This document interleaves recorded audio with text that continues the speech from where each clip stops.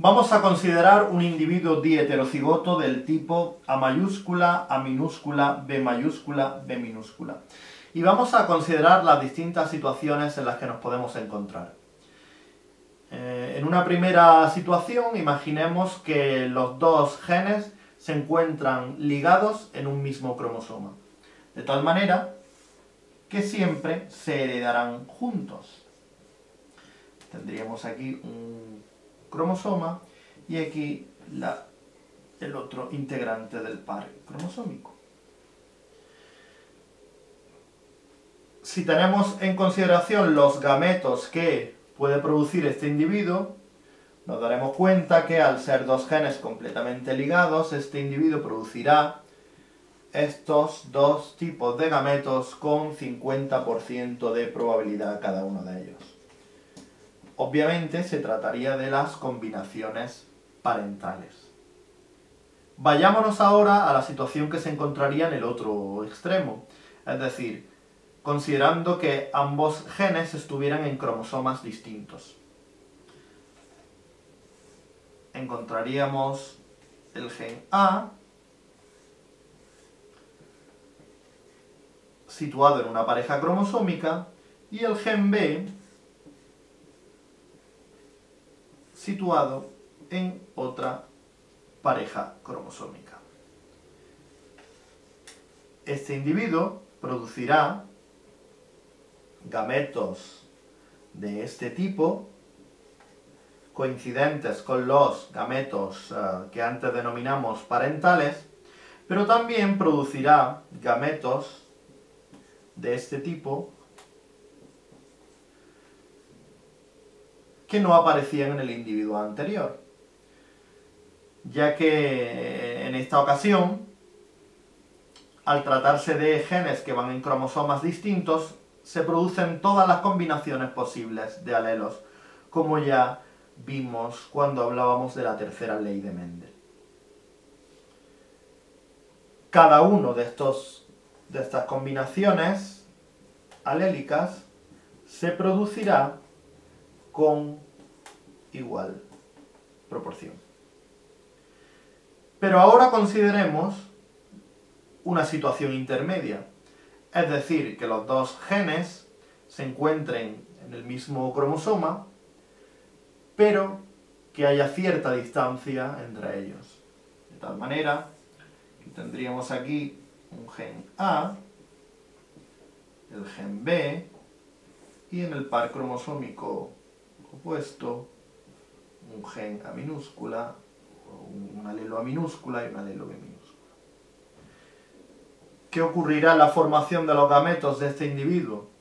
Pues obviamente se producirán,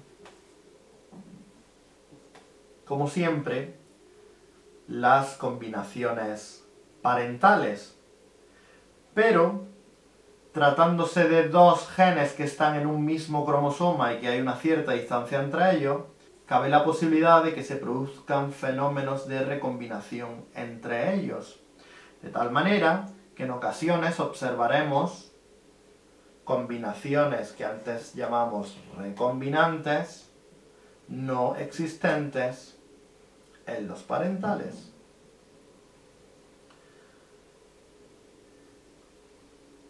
Normalmente las combinaciones parentales son más frecuentes que las combinaciones recombinantes. ¿De qué dependerá? Pues cuanto más alejados estén dos puntos en un cromosoma, más probabilidad habrá de que haya eventos de recombinación y por tanto el número de combinaciones recombinantes se aproximará cada vez más a 50%.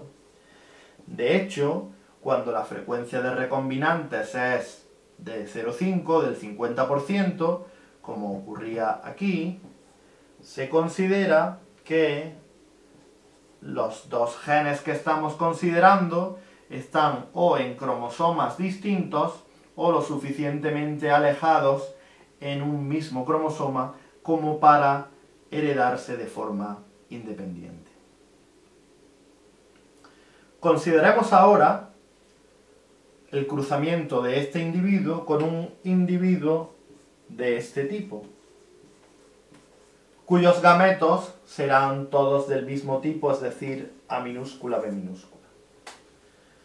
La descendencia que obtendremos en el primer caso, esto es cuando los genes están ligados en un solo cromosoma, será de este estilo.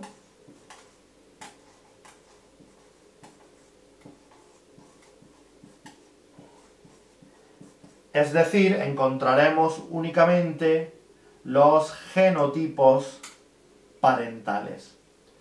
¿Qué ocurrirá en los otros dos casos? Pues encontraremos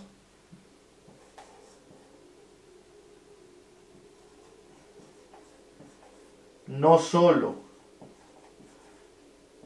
las combinaciones parentales, es decir, no solo encontraremos los genotipos parentales, sino que también encontraremos